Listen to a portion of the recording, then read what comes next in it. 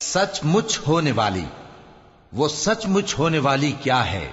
اور تم کو کیا معلوم ہے کہ وہ سچ مچ ہونے والی کیا ہے؟ وہی کھڑکھڑانے والی جس کو سمود اور عاد دونوں نے جھٹلایا۔ سو سمود تو زبردست زلزلے سے ہلاک کر دیے گئے، رہے عاد تو ان کو نہایت زوردار آندھی سے تباہ کر دیا گیا۔ اللہ نے اس کو 7 رات اور 8 دن ان پر چلائے رکھا۔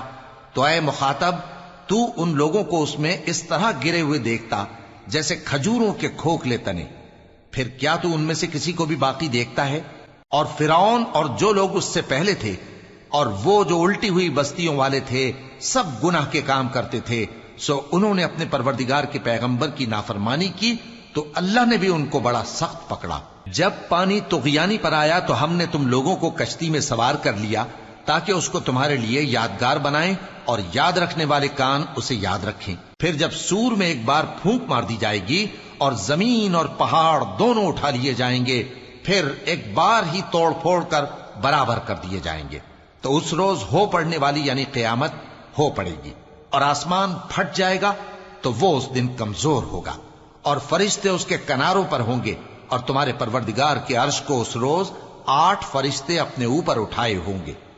اس روز تم لوگ سب پیش کیے جاؤ گے اس طرح کہ تمہاری کوئی پوشیدہ بات چھپی نہ رہے گی۔ اب جس کا اعمال نامہ اس کے داہنے ہاتھ میں دیا جائے گا، وہ دوسروں سے کہے گا کہ لیجئے میرا نامہ اعمال پڑھیے، مجھے یقین تھا کہ مجھ کو میرا حساب کتاب ضرور ملے گا۔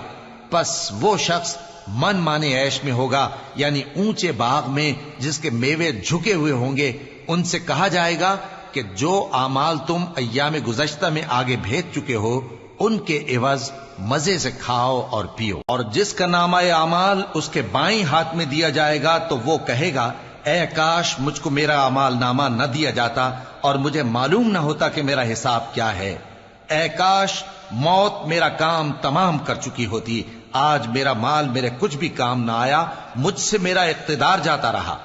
حکم ہوگا کہ اسے پکڑ لو، اب اسے طوق پہنا دو، پھر دوزخ کی آگ میں اسے جھونک دو، پھر زنجیر سے جس کی لمبائی 70 گز ہے جکڑ دو۔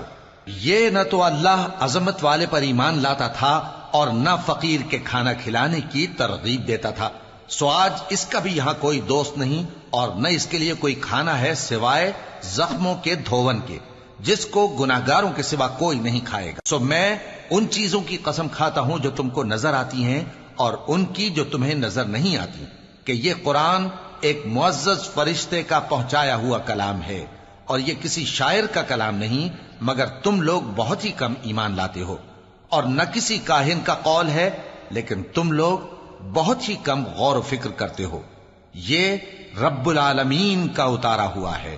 اور اگر یہ پیغمبر ہماری نسبت کوئی بات جھوٹ بنا لاتے تو ہم ان کا داہنا ہاتھ پکڑ لیتے، پھر ان کی رگے گردن کاٹ ڈالتے، پھر تم میں سے کوئی ہمیں اس سے روکنے والا نہ ہوتا۔ اور یہ کتاب تو پرہیزگاروں کے لیے نصیحت ہے، اور ہم جانتے ہیں کہ تم میں سے بعض اس کو جھٹلانے والے ہیں۔ نیز یہ کافروں کے لیے موجب حسرت ہے، اور کچھ شک نہیں کہ یہ یقین کرنے کے لائق ہے۔ سو تم اپنے پروردگار عظیم کے نام کی تسبیح کرتے رہو۔